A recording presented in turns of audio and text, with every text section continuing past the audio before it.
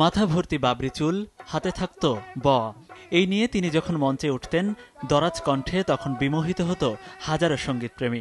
যে অসাধারণ গায়কী দিয়ে পল্লীগীতি, ভাওয়াইয়া, মুর্শিদি, দেহতত্ত্ব, লালন, হাসন ও বৈভব গান গেয়েছেন, তা এই দেশে বেঁচে থাকবে যুগ যুগ ধরে।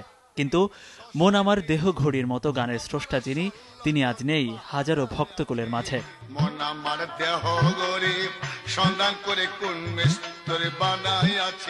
তাই তো তার প্রতি শেষ শ্রদ্ধা জানাতে কেন্দ্রীয় শহীদ মিনারে সকালে ছিল শত শত সঙ্গীত প্রেমীর ভিড়।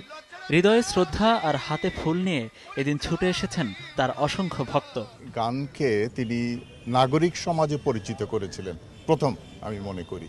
তিনি একটা সময় পার করেছে, 5 থেকে 600 তার শুধু ক্যাসেটই বেড়েছে এবং সারা বাংলাদেশ চষে বেড়েছে একবার এই বাউল। যে লোকটি সবচেয়ে বেশি প্রভাবিত করেছে বাঙালি তরুণদেরকে, শিল্প রসিকদের, সঙ্গীত রসিকদের, তিনি হচ্ছেন আব্দুর রহমান বয়াতি। যে মানুষটি দীর্ঘ 60 বছর ধরে দেশের ঐতিহ্যবাহী লোকগানের ভেলায় ভাসিয়েছেন বাংলাদেশ সহ প্রায় 20টি দেশের মানুষকে, সেই মানুষের শেষ জীবনটা কেটেছে অনেকটা অনাদরেই, এমনটাই বললেন তার শিষ্য ও সহশিল্পীরা।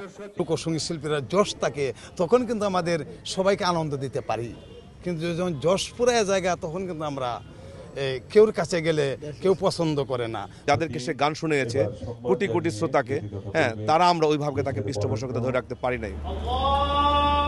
বাদ জোহর ঢাকা বিশ্ববিদ্যালয়ের কেন্দ্রীয় জামে মসজিদে প্রয়াত আব্দুর রহমান বয়াতির প্রথম নামাজে জানাজা অনুষ্ঠিত হয়। পরে তাকে নেওয়া হবে মাতোয়াইলের মৃধাবাড়ি। সেখানে দ্বিতীয় ও বাদ আসর রাজধানীর দয়াগঞ্জে, তৃতীয় জানাজা শেষে এলাকার পঞ্চায়েত কবরস্থানে দাফন করা হবে লোকগানের এই কিংবদন্তিকে। মনিরুল ইসলাম, সময় সংবাদ, ঢাকা।